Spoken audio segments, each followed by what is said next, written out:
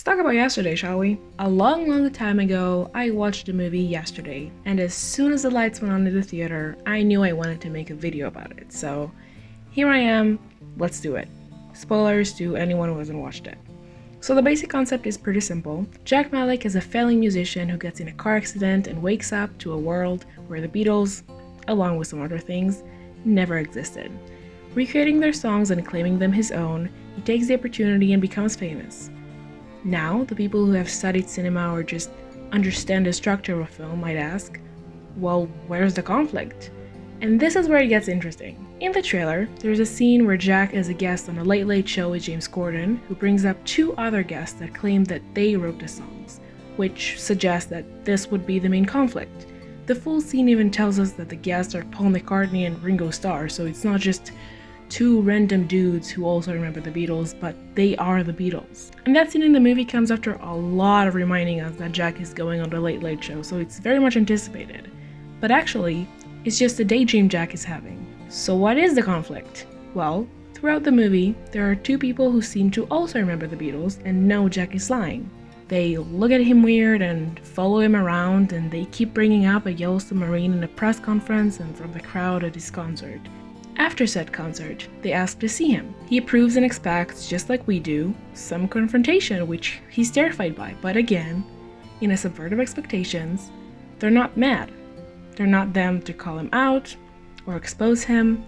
They just thank him for doing what he did, for enabling them to listen to the Beatles again.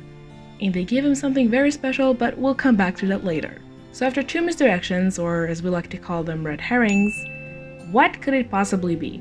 And this is where I think the movie really exceeds expectations. The main conflict of the movie is not exterior. It's an inner and emotional conflict of doubt and fear. Jack is constantly questioning the morality of his actions and needs to decide whether fame is worth losing what he already had, which is Ellie.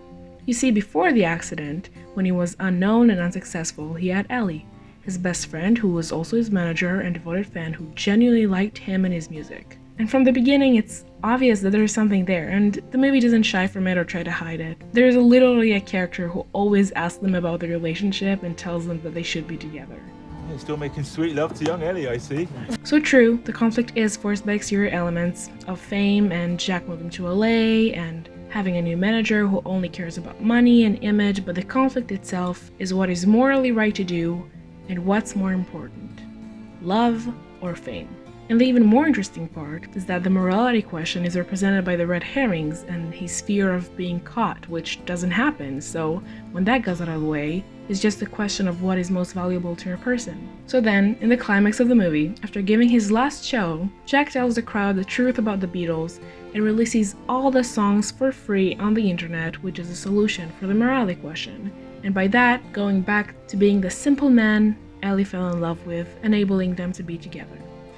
After watching the trailer, I was expecting the main conflict to be the two guys James brings out, but during the movie, after knowing the characters and their dynamics, I really didn't want it to be a conflict at all. I watched this movie with a good friend of mine, and when it ended and we started talking about it, we both were so glad it was a misdirect, and she said something I could not agree more with. It would have been exhausting if it would have been the conflict. And that is just accurate. This movie just didn't need it. So I think it was really smart doing that, and it also shows that the creators understand this form of media and use it for their advantage, and that's just great. Now, let's go back and talk about some other things I liked in this movie.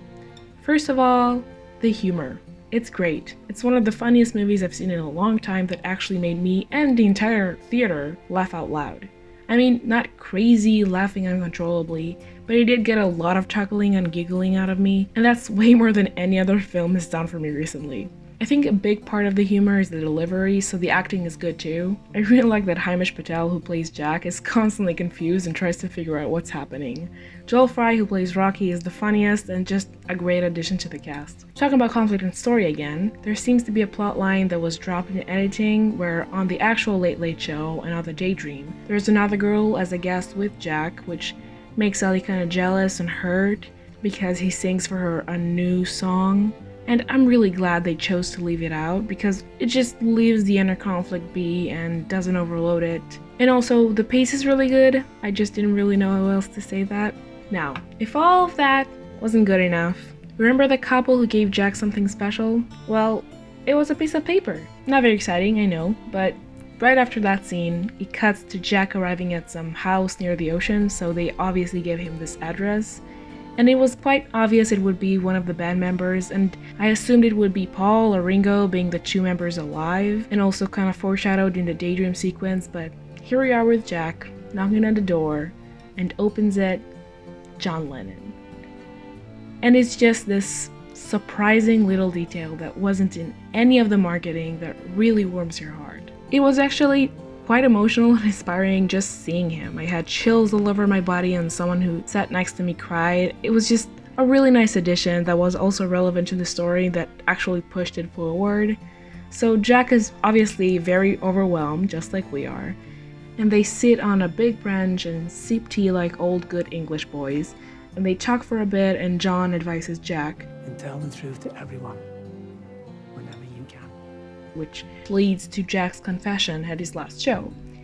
In conclusion, Yesterday is not just a great, beautiful, and moving song, but also a great, beautiful, and moving film.